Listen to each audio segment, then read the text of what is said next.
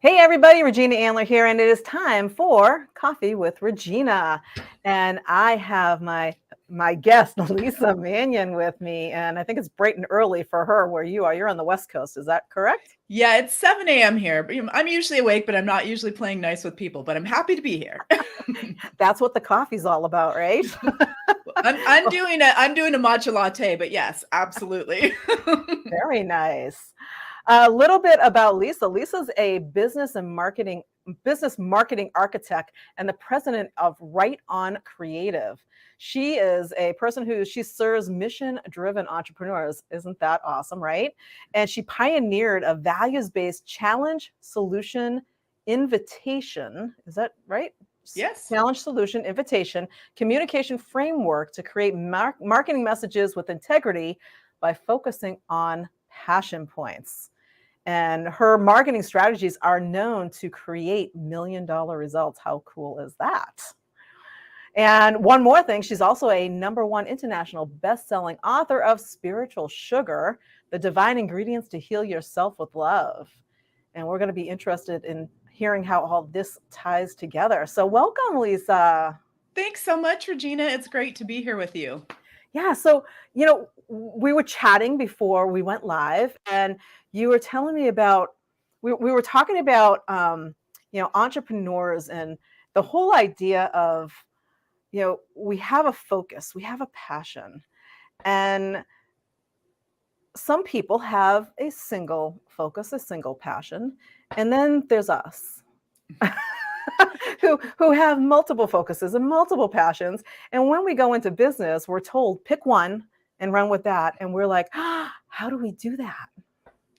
It's so true, well, yes, it's true that I work with mission-driven entrepreneurs. Most of the people that are drawn to me are multi-passionate mission-driven entrepreneurs. And what that means is just as you touched on, we have multiple passions and we're not able to be stuffed into that little let's focus on one thing box because it really basically sucks the life out of our soul. We are capable of managing multiple messages. The key here is you must have a plan and a strategy for each of those messages. And if you could have the bandwidth to do that, then do it. Oftentimes when people try to confine us and say you can only focus on one thing, it stifles us actually. And so it does kind of go against the grain of what many people are coaching and teaching. But at the same time, when we understand who we are and how we operate, we can bend the rules a little bit and do what we want. Yeah. And this is so key for so many people that I know, and even my clients as well, is that, we have this passion to help and serve. And we know that we have multiple audiences that we can help. We have multiple messages to share. And I love how you tie it all together so that even though you have multiple messages to share and multiple focuses, you tie it into a nice little bow. Yeah. Yeah, it's really important to get clear and dial in your value proposition and make sure that you've got one for every product and service. And I think this is where many people get stuck. Like, for example, under the Right On Creative umbrella, I focus mostly on messaging and strategy, but I have multiple different ways that I do that. I can do a speaking event around that. I can work one-on-one with a person. I can roll them through the messenger quiz. I can do all these different things. And each of those channels has their own plan and strategy. And the messaging is slightly different, but it all ties together because it's all really about getting that big mission and message out into the world. And actually, you touched on the fact that I wrote a book. Many people were waiting for me to write the marketing book because people are excited about passion points and they're like, wait, you mean we don't have to poke at pain points? I'm like, no, you don't. So they've been waiting for that book. But instead, I went on another journey and healed cancer with love. And so that became a really big passion project for me as well. So fast forward to today, and I teach, train, and transform on 2 core topics: marketing with integrity and healing with love. And each of them has their own message, but they really tie in together because honestly, it's all about love. I believe that when we're writing any marketing and promotional materials, those are love letters to our clients. That's how we magnetize them and how we attract them. So they're separate, but they're definitely related, and they absolutely have their own plan and strategy. And anyone can do that. You just have to be really clear about what you want to do. I love what you just said about love letters to your clients. And, in your marketing messages, whether it's a Facebook post, an email, or, your clients, your prospects, if you write the content with that in mind, it's a love letter. It's I am here to help and serve you. I am passionate about helping and serving you and helping you succeed. That's a love letter. I love how you phrased it that way because it gives me a new visual for writing content. Yeah, it's so helpful when we remove all of the barriers and honestly unlearn a lot of the techniques that we've been taught over the decades about marketing. It makes it peels it back to the core layer of what it's really truly always been about and intended to be about, and that is building relationships, right? Mm. But when we get stuck in the numbers and we get stuck in, you've got to poke at pain points, which is not true, or all of these other things that have been taught over the years, it actually keeps us stuck. So moving through that gives us the opportunity to really be who we are, our true authentic selves, based on our values, and then that attracts more of the same, and then it's synergetic. And I always say that everything is energy, so it creates a really beautiful energetic flow. Whereas, for instance, the pain point marketing creates an energetic disconnect for my clients. And you mentioned that you worked with all kinds of different clients. So do I. I mean, it could be a corporate leader one day, it could be a shaman the next, it really just depends. But they all have two things in common. They're not at all attracted to pain point marketing. In fact, pain points are their pain point. And so, which is kind of ironic. And they're here to facilitate great change in the world and do good things with the work that they're doing. That's really it. So many people will teach you, but business coaches will say you have to figure out, who your ideal client is and break it down psychographically and demographically or even industry wise. And most of the multi-passionate people that I know are actually, they have specialty niches, not industry niches. And all of my clients are not reading the same magazine. So if I do all of that standard research that we've been taught to do over the years, while it might be interesting, it's not going to apply to each of my clients. I mean, if we threw them all in a room and they were looking around at each other, they'd be wondering, what are we all doing here together? Yeah. And so, yeah. I really love this. And there's just there's so many nuggets right there and all of that. And, when you talked about, you talk about energy too. So for everybody who has listened to me in the past, I talk about energy constantly. And as soon as you said pain points, that was exactly what I was thinking. It was pain points to me is an energetic disconnect because I mean, who wants to be in pain? I mean, who wants to poke the bear, right? It's like, hey, I know this bothers you. I know this bothers you. I know this bothers you. I know this bothers you. By the way, I have a solution. If somebody does that to me, that traditional marketing, I'm like, get away from me. It was like, you just poked me so much. I don't even want to do business with you. So true. What's really fascinating too, just taking that a little bit of a layer deeper, is that several years ago, the Next Web did a survey and they surveyed women. And they surveyed women about advertising, and 80% of the women that were, or no, I'm sorry, 90% of the women that were surveyed felt grossly misunderstood by advertisements, mainstream advertisements. And at that point in time, only 3% of the creative directors of advertising agencies were women. So men were writing these messages and tossing them out into the ethers on television or whatever medium they might be using, and they just weren't landing. And this is an important point to really take note of, because for decades, women have been influencing over 80% of all purchasing decisions, and men and women communicate differently. So it's super important to align those truths and adjust to them and meet people where they are. And that's exactly why I created my communication framework, because the pain point marketing was just, it was a visceral affront to the people that I work with, and it was keeping them stuck from moving forward. In fact, I had one woman, I think she had just read an article that I had written, and then we had a conversation, and she said, wow, just the fact that you're saying I can focus on pain points has removed a decades-long energetic block that I had, because I can't do the pain point stuff. And just that alone makes what I'm doing worthwhile. That wasn't a paid client or anything, but knowing that this is touching so many people and helping them is what it's all about. Because it's hard enough to start a business. We start a business because we want to make our magic. And then we realize, oh, wow, now I've got to market it. And that's a big job. And you can't really market it if you don't have a super clear core message and that value proposition isn't completely dialed in. So, yeah.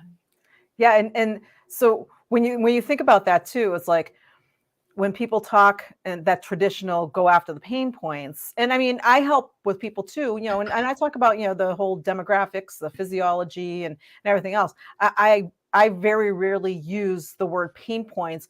The only time I ever use that is if people aren't getting it. And it was like, those pain points. Well, we don't want to go to pain. We just want to find out the wants and needs. What are their wants and needs? It's like, it's not pain points. It's something's not quite right.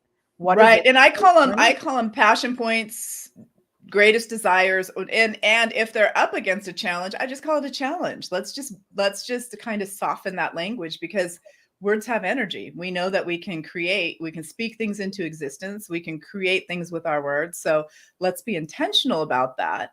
And let's make sure that we're being masterful in the use of our words, so that we're really magnetizing people to us and magnifying our message out into the world. Yeah, exactly. And this is a refreshing conversation, I have to say.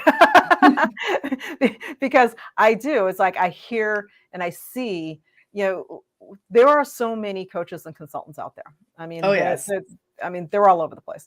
And some of them are, we're just going to call it what it is. They're fake. I mean, they Right. just decided to hang up a shingle, and they said, I'm just going to become a coach because I know something, and so I'm just going to go teach it. And they never really thought about what it really meant. So to me, a coach, consultant, there's a lot of weight on that title for me personally, because my goal is to help and serve other people. And it's not about me, it's about them. And so I feel responsible. So if somebody comes in and they have a challenge, that is my sole focus. My goal is to help them work through that challenge or find the resolution that they need. Absolutely. It's about managing those expectations. That's what I do too. I work with clients in a variety of ways, and oftentimes we end up co-creating, long-term retained agreements, and we set very specific benchmarks and expectations and timelines so that I'm actually delivering what I promise, because I would never not want to do that. But I've seen that happen where, people throw together a package, say they're a coach or consultant, and clients have spent, tens of thousands of dollars with these people, only to come back to me to say, wow, I didn't get what I was promised. And this is oftentimes because some of the advice from coaches is misunderstood. Oftentimes you'll hear coaches say, you have to sell them what they want and then give them what they need. But that's kind of a form of bait and switch. Mm-hmm. If you're just clear about your message, they will know immediately what they need and what they want in a combined effort, and it will be energetically aligned, and it will be an absolute yes. Yeah. And, I think one of the reasons why traditional marketing has been set up that way is because it's all about more people, getting more clients, getting more clients, getting more clients. And the thing is that when you stop trying to get more clients, the right people, the ones that you can genuinely help, will find you because you've got that clear message. They resonate with you. They know that you can provide the solution that they're looking for, instead of the whole bait and switch where it's like, here, I'm going to promise you the world, and then I'm going to promise you the world and then totally under deliver, instead of saying, yes, I can help you and over deliver. It's so true. And, when people play with me in multiple ways, but specifically around the messaging, sometimes even just taking the messenger quiz and learning what their messenger type is, and then applying that information to the challenge solution invitation framework, which I walk people through for no charge at all, then everything shifts for them. They might not even need me beyond that. And that's just something that's a complimentary gift. Most recently, I've been walking a new client through that process. We haven't even started the contract yet, but I said, this is where I need you to begin, right? Let's get you dialed in with this core message because we need your value proposition to be really clear. She recently reached out and she said, hey, take a look at this post for me. What do you think? And I'm like, it looks great. And then people who've been following her for a long time said, this is the clearest I've seen your message. I mean, it's that much of a difference once you shift. And there's small shifts because small shifts make big impact. And it's so simple to just acknowledge that challenge. So you have to know it and then offer your solution. You've got to be it. And this is where it gets a little bit tricky because this is where the value proposition comes in. Most people just say, hey, I've got this thing for you, X, Y, and Z, whatever it is, and push for the sale. Whereas if you lean back and you tell a story about how this product or service or whatever it might be actually has created transformation or results, and you encapsulate that in your solution, then you've already equipped people with the information they need to make an informed decision.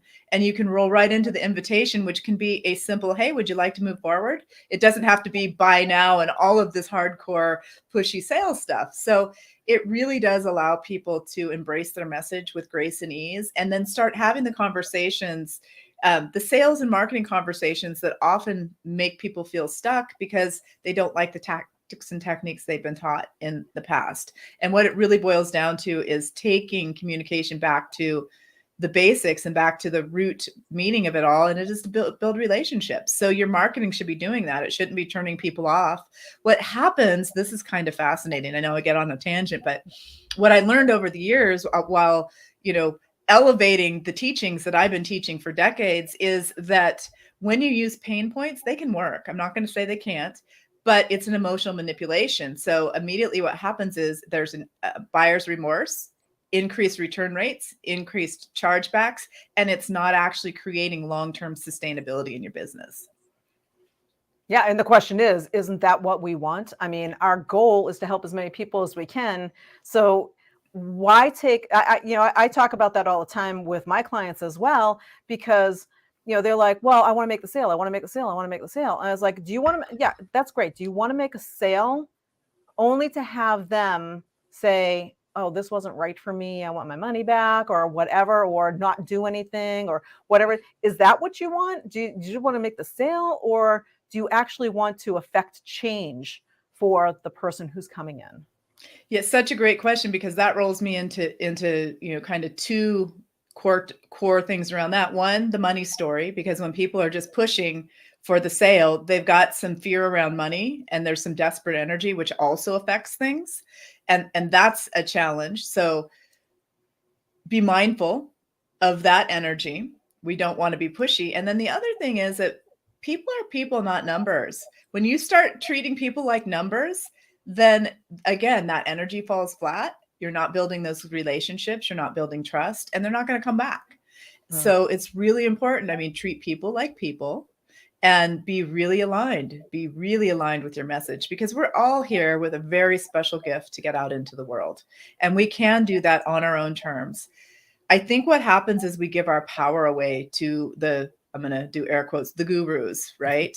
And we think that other people know better than we do. But when it's our magic, we actually know better. We just might need some help to frame and mold that message or put that strategy together to really get that out there in the world in the way that it's meant to land. And you just hit the nail on the head. That's the core of what a good consultant, a good coach is they're not pushing whatever it is that they know on you, saying, here, you need to do this, and this. They're listening. What do you have? What's going on? What is your uniqueness that makes you you? And helping them mold that into what it is that they need for them. Exactly. And I think, because there's a lot of buzz about scaling and doing one to many and all of these things, which are all great things, but I think they're often misinterpreted. And the idea of making a lot more money gets people on a track of losing connection with their purpose. Not to say that you can't do all that, you can, but you need to make sure it's all aligned in the right way. And again, chasing after people is not the way to do it. When you flip your script and you really start focusing on passion points and you're creating your marketing messages with integrity, you naturally attract people.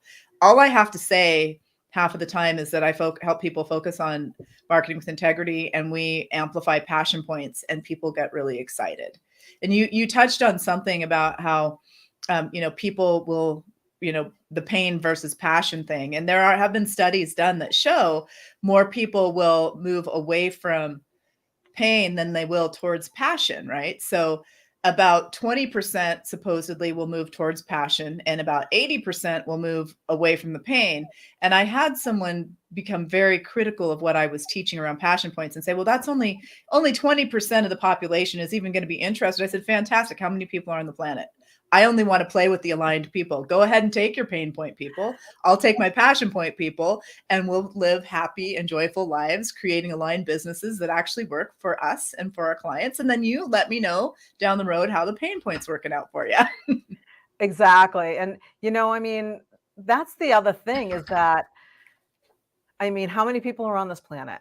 And so if you're one of the types who is all about the money, is all about the competition, it's all about, work with Lisa, work with Regina, work with whoever, work with, whatever other gurus are out there or whatever. If that's how you are functioning, you're automatically putting yourself energetically misaligned. You're automatically, screwing with your energy basically. And when you do that, it's an automatic push to push other things away. So why would you want to do that?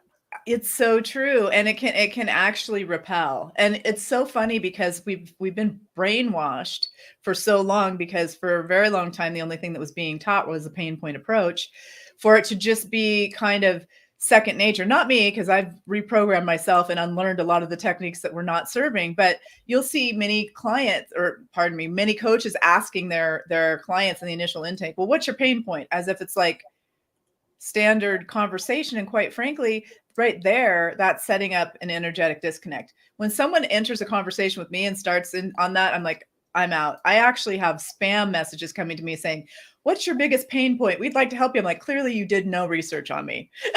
Yeah, I love that. No, so we're quickly going to be running out of time soon. And I really want you to talk, because I'm looking over here because I'm looking at your page for your messenger quiz. Tell us about what it is and how it works. Oh, absolutely. So the messenger quiz is just a free gift to anyone who would like to take it. You do, of course, have to trust me with your email address to do that, but you take the quiz and you will learn your messenger style. And I have found over the decades of working with multi-passionate, mission-driven entrepreneurs that there are 3 types of messengers.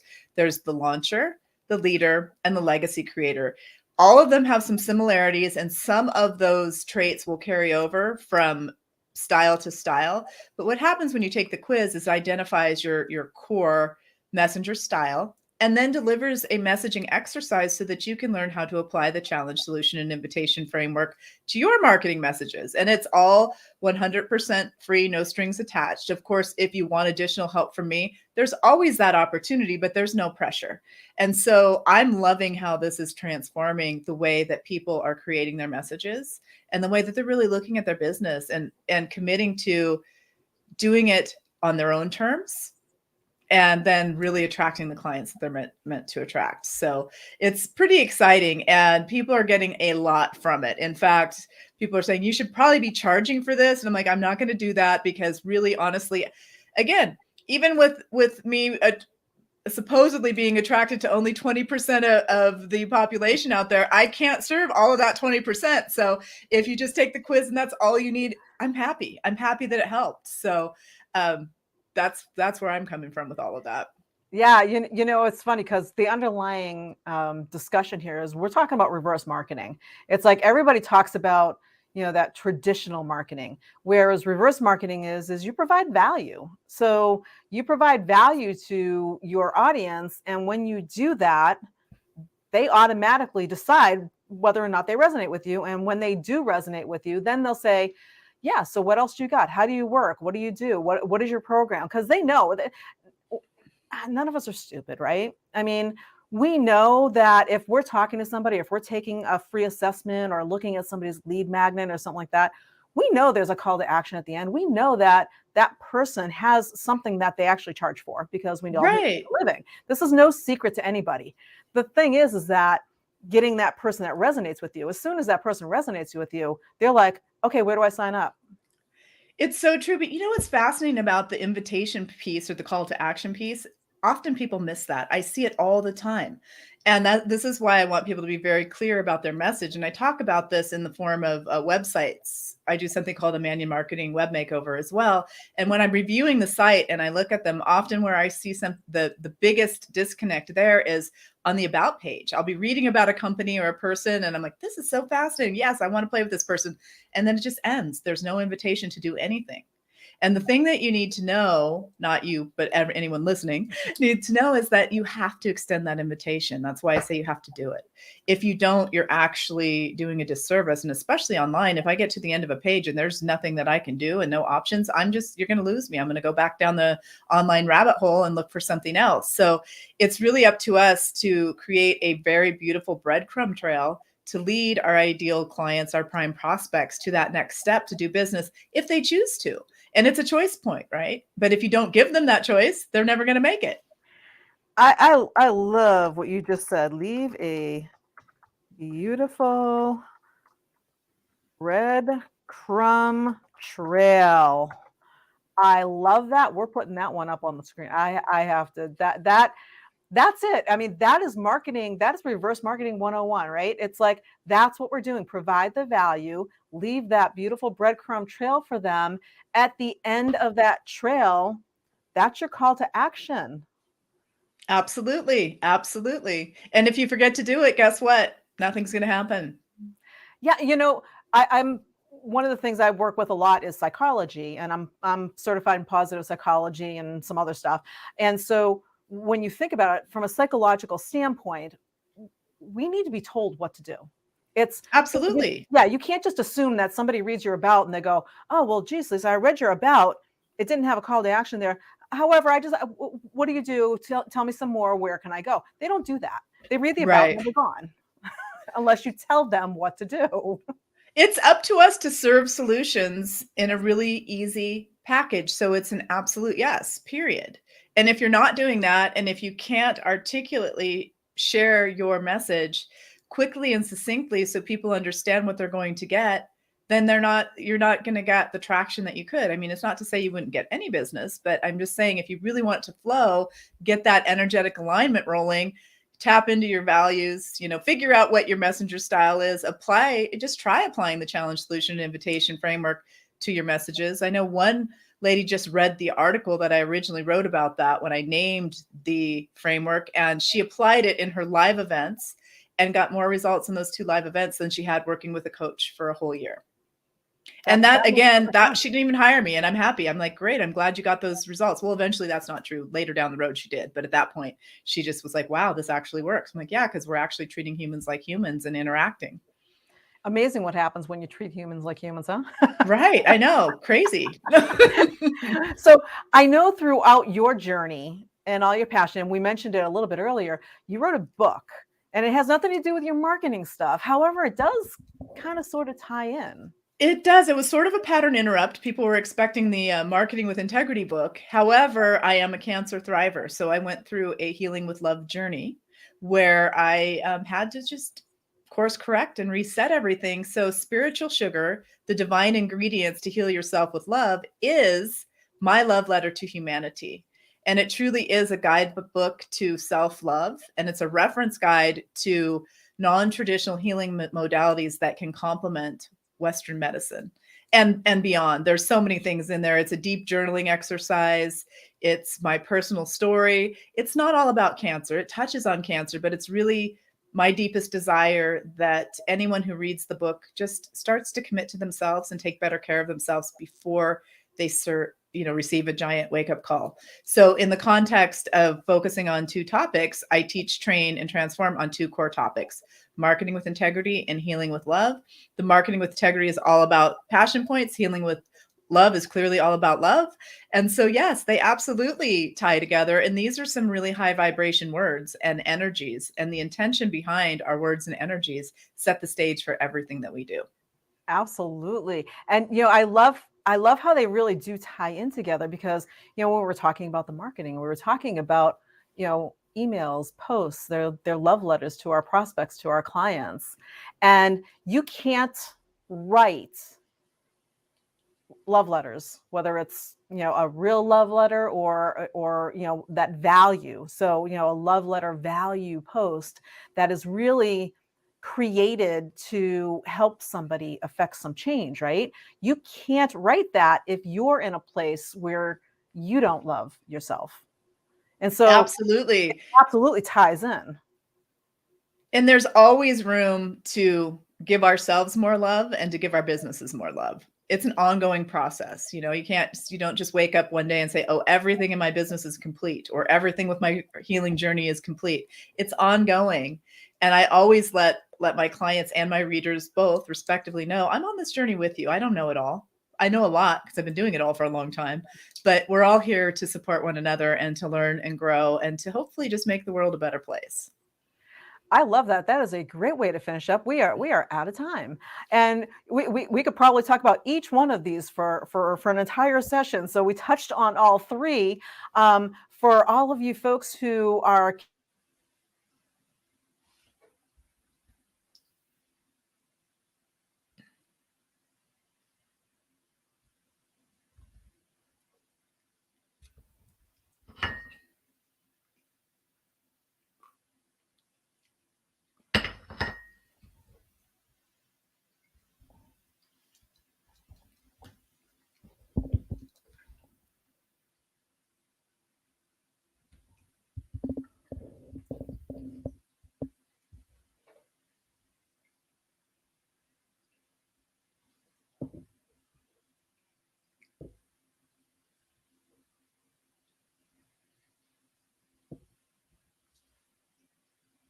It has been an absolute pleasure to be here.